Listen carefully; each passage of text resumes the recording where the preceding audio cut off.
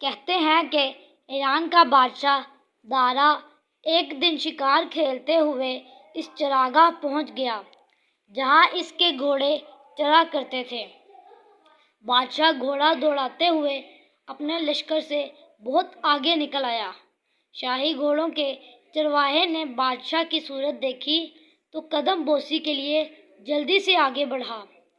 بادشاہ نے اسے اپنا کوئی دشمن سمجھا اور فوراً ترکش سے تیر کھینچا۔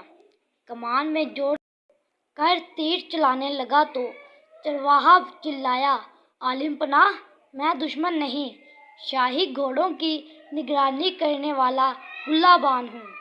شاہی چراگاہ کا چرواہا بادشاہ دارا نے کمان سے ہاتھ کھینچ لیا اور تیر ترکش میں رکھتے ہوئے کہا، تو خوش قسمت ہے کہ بچ گیا، ہم نے تو کمان کا چلہ چڑھا لیا تھا، اگر تو ایک پل اور خاموش رہتا تو تیرا کام تمام ہو چکا تھا، خاک اور خون میں تیری لاش تڑپ رہی ہوتی۔ چرواہے نے ادب سے جھکتے ہوئے عرض کیا، عالم پناہ، اجنبی کی بات ہے کہ اعلیٰ حضرت نے اپنے غلام کو نہ پہچانا، جبکہ میں کئی بار قدم بوسی کے لیے شاہی دربار میں حاضر ہو چکا ہوں۔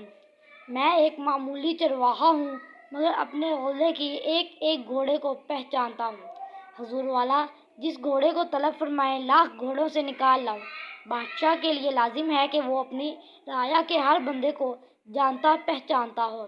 تلقین: حضرت سعدی نے اس حکایت میں یہ نکتہ بیان فرمایا ہے کہ بادشاہ اور رعایا کے درمیان گہرا رابطہ ہونا چاہیے۔